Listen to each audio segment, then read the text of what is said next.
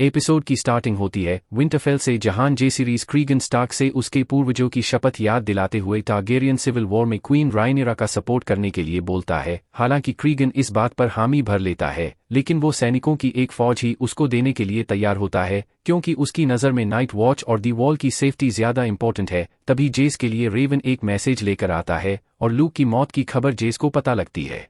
उसके बाद डेमन रेनीज को लूक की मौत का बदला लेने के लिए कहता है। उसका मानना है रायनिरा कमजोर पड़ रही है और हमको बेटे के बदले बेटा लेना होगा, लेकिन रेनीज उसकी बात नहीं सुनती और डेमन उसको ऑर्डर देता है। तभी रेनीज यह बोलकर चली जाती है कि वो राजा नहीं।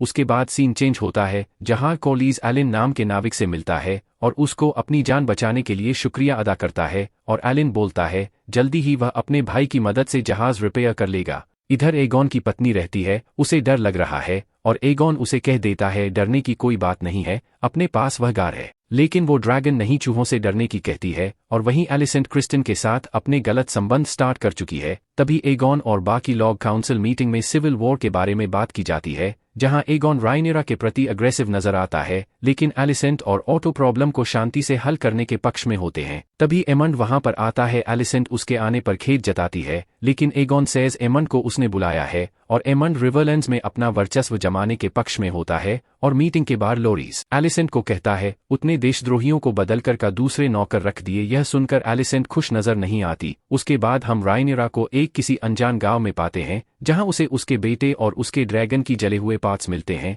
और वो वहां फूट फूट कर रोती है। उसके बाद वापस से रेड कीप में एगॉन अपनी किंग सीट पर बैठता है और स्मॉल फोक्स की प्रॉब्लम्स को सुनता है। अपने सलाहकारों से अलग रहते हुए एगॉन छोटे लोगों के प्रति उदारता का प्रयास करता है, लेकिन ओटो युद्ध संसाधनों को सुरक्षित करने के लिए संयम और दृढ़ता पैदा करता है। बाद में लॉर्ड लैरीज ने एगॉन के साथ निजी तौर पर बात की और सूक्ष्मता से सुझाव दिया कि उसे अपने पिता के पुराने नौकरों की जगह एगॉन के राजा के नए हाथ के रूप में नियुक्त किया जाए। फिर ओटो और एलिसेंट आपस में बातचीत करते नजर आते हैं, जहां एलिसेंट चाहती है मामला शांति से सुलझ जाए, लेकिन ओटो सेज वॉर को रोकना मुश्किल है, बट वो खून की नदियां बहाना नहीं चाहती। फिर सीन चेंज होता है। डेमन को मिसेरिया मिलती है और वो उसको गद्दार घोषित करता है, लेकिन वह कहती है उसने यह सब पैसों के लिए किया, बट डेमन उसको जेल में बंद करने का ऑर्डर देता है। फिर रायनिरा वापस लौटती है और काउंसिल में सीधा कह देती है उसे एमन की मौत चाहिए। रायनिरा का ऐसा कहने के बाद डेमन मिसेरिया को रेड कीप में अपने जासूस के बारे में पूछता है। वो पहले तो मना करती है, लेकिन डेमन उसे बदले में उसकी आज़ादी का वादा करता है। फिर सभी लूक को श्रद्धांजलि देते हैं।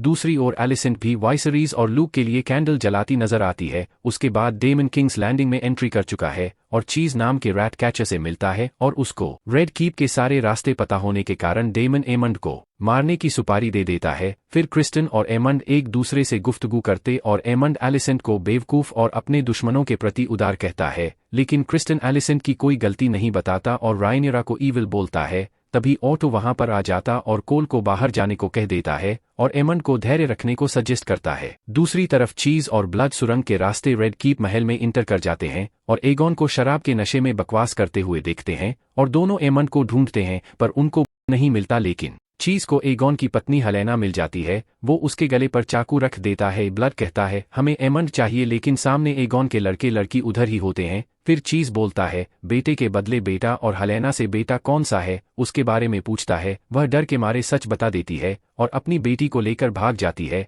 और सीधा एलिसेंट जो क्रिस्टन के साथ बिस्तर में होती है और हेलेना बस एक बात कहती है दे किल्ड द बॉय। और यहीं पर एपिसोड खत्म हो जाता है। और अगर तुम चाहते हो दूसरे एपिसोड की एक्सप्लेन तो एम करते हैं 10 लाइक्स।